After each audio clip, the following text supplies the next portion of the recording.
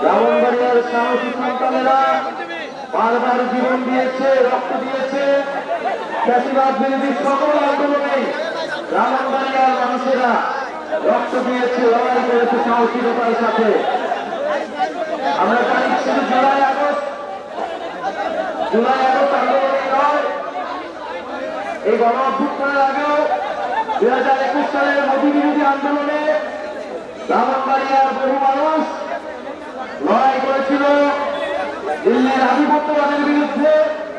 আমাদের অনেক ভাইয়েরা সে সময় শহীদ হয়েছিলেন।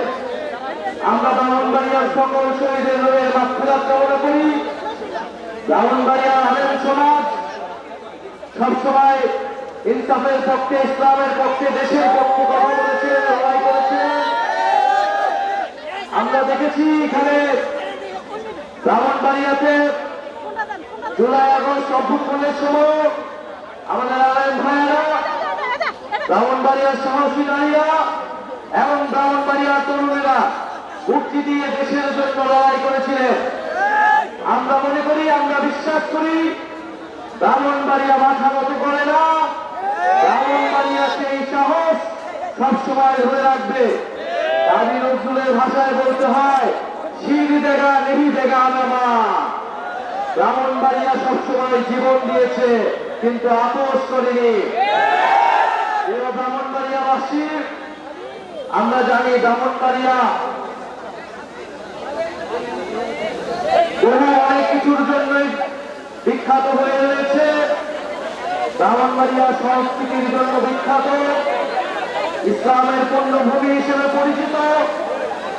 আমরা জানি উস্তাদ আলাউদ্দিন খান ব্রাহ্মণবাড়িয়া, কবি আল মাহমুদের ব্রাহ্মণবাড়িয়া, তিতাস নদীর ব্রাহ্মণবাড়িয়া।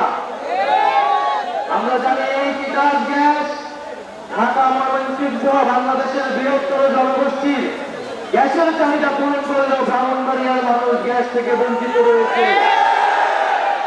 আমরা সেই উন্নয়নের রাষ্ট্র চাই না যেখানে নিজের জনগণ, নিজের এলাকার মানুষ উন্নয়ন থেকে বঞ্চিত হয় এবং শুধু কেন্দ্র সেই উন্নয়ন পায়। আমরা মনে করি উন্নয়ন মানে শুধু ঢাকার উন্নয়ন নয়, বাংলাদেশের প্রত্যেকটি জেলার উন্নয়নের সুষম বন্টন হতে হবে। ব্রাহ্মণবাড়িয়া ফ্যাসিবাদের বিরুদ্ধে, আওয়ামী লীগের বিরুদ্ধে সবসময় লড়াই করেছিল বলে উন্নয়ন থেকে বঞ্চিত করে রাখা হয়েছিল। আওয়ামী লীগের রক্তচক্ষুকে চক্ষুশূলে পরিণত হয়েছিল ব্রাহ্মণবাড়িয়া।